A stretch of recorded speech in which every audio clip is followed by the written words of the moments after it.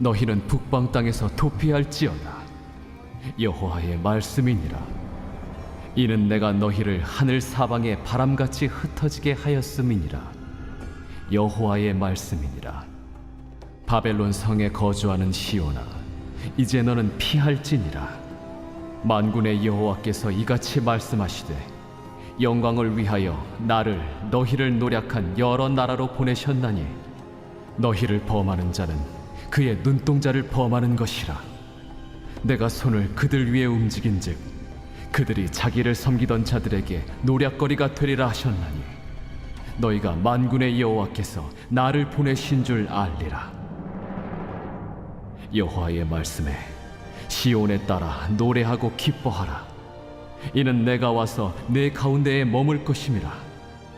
그날에 많은 나라가 여호와께 속하여 내 백성이 될 것이요 나는 내 가운데에 머물리라. 내가 만군의 여호와께서 나를 내게 보내신 줄 알리라.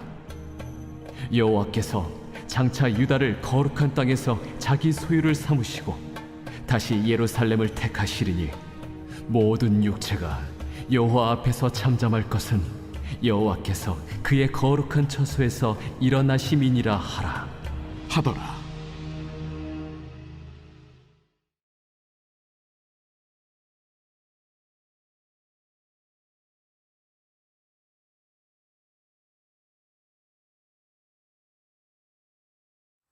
할렐루야. 오늘 우리에게 주신 하나님의 말씀은 스가랴 2장 6절부터 13절까지 말씀입니다. 오늘 말씀의 제목은 그곳에서 돌아갈 때입니다. 제가 대학교에 입학한 해는요, 우리나라가 참 힘든 시기였습니다. 저는 대학에 한번 낙방하고 재수해서 대학을 붙었는데요, 그 해가 하필 1999년이었습니다. IMF라는 해일이 온 나라를 뒤덮은 시기가 바로 이때였죠. 이 시기와 맞물려서 우리 집에는 물질적인 시험이 찾아왔습니다. 두 채나 갖고 있었던 집은 온데간도 없이 사라졌고요, 가지고 있던 두 개의 가게도요 순식간에 날아갔습니다. 정말 눈 깜짝할 새 망해버렸어요.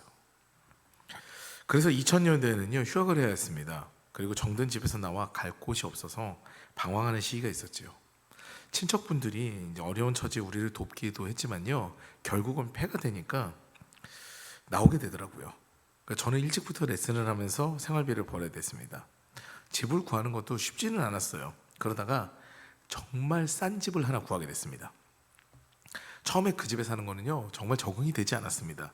무엇 하나 부족함이 없이 살다가요, 이제 어려움을 겪으니까 인생이 참 서럽다라는 생각까지 들 정도였어요. 그런데 시간이 흐르고 또 흐르게 되니까 이제는 제법 그렇게 사는 게 힘들지 않은 거예요.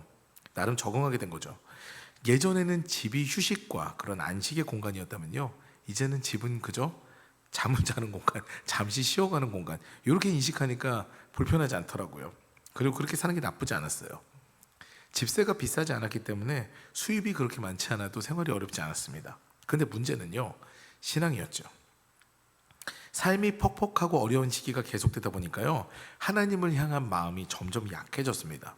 처음에 고난을 만났을 때는요, 하나님께서 이 고난을 빠르게 회복시켰으면 좋겠다, 하나님께서 빠르게 회복시킬 것이다 라는 그런 기대감으로요 하나님께 더 매달렸는데요, 시간이 가면 갈수록 이 삶을 하나님께서 원하시나 보다, 나에게 다시 평안의 시간은 없나 보다, 이런 생각이 지배적으로 다가오는 거예요. 교회 봉사도 형식적으로 그렇게 하긴 하지만요, 전심전력을 다했다고 보기는 굉장히 어려웠어요. 그저 해야 되니까 하는 그런 심정이었죠. 오늘 본문이 기록된 스가랴서의 시기도 이와 비슷합니다. 바벨론 포로 시절에요, 이제 그 시절을 겪고 난 다음에 귀환했는데 삶은 나아지지 않았어요. 막상 고향에 와 보니까 폐허입니다. 신실하게 예배드리고 변화가 있을 줄 알았는데 바벨론에서 신앙생활 제대로 못할 때와 매한가지의 삶이에요. 마치 제가 신앙의 나태함에 익숙해져서 하나님 없이도 사라지는 그런 삶이 된 것과 같았어요. 이때 하나님께서는요 스가랴의 입을 통해서 말씀하시는 겁니다. 이제 때가 되었다. 돌아와서 신앙의 도시를 재건하여라. 성전을 재건하여라. 내가 그곳에 다시 은혜를 베풀겠다 하는 것이죠. 신앙생활을 하다 보면요 너무 지칠 정도로 힘든 시기가 올 때가 있습니다. 아예 적응을 못할 때가 있어요. 그래서 아예 하나님과 상관이 없다는 생각이 들 때가 있어요. 그런데 그 적응을 못할 것 같은 그 시기가 좀 지나가게 되면요 환란의 시기, 그 환란의 시기, 정말 나는 이렇게 살 수는 없어라는 그 시기에 적응이 될 때가 있어요. 적응이 되는 그런 시기가 올 때가 있습니다. 이제는 괜찮다고 생각하고 그 자리에 머무르면 좋겠다 생각할 때가 있는 거죠. 이른바 포기가 될 때가 있다는 말입니다. 그런데요, 주님께서는요, 어떤 시기가 되면은요, 회복을 말씀하십니다. 그것은 우리가 돌아가야 하는 시기가 도래했다는 얘기예요. 하나님께서는요, 이집트로 이주했던 야곱의 가족이요, 400여 년의 시간이 지나서 시기가 돼서 돌아올 때가 되자 다시 귀환을 명하십니다. 연단의 시간은요, 굉장히 힘들고 지치겠지만 하나님의 약속으로 인해서 이스라엘은 다시 나라가 수복되고 회복되는 시기를 맞이하게 되죠. 하나님께서 돌아오고 정복하라고 하셨는데 그것에 불순종했던 이스라엘, 그 유대인들이 있었습니다. 그들은 모두 광야에서 죽음을 맞게 됩니다. 결국 하나님께서 돌아오라고 신호를 보내시는 것, 그 신호에 응답하는 것은요, 개인적 신앙의 회복과 하나님을 향한 믿음의 확증인 겁니다.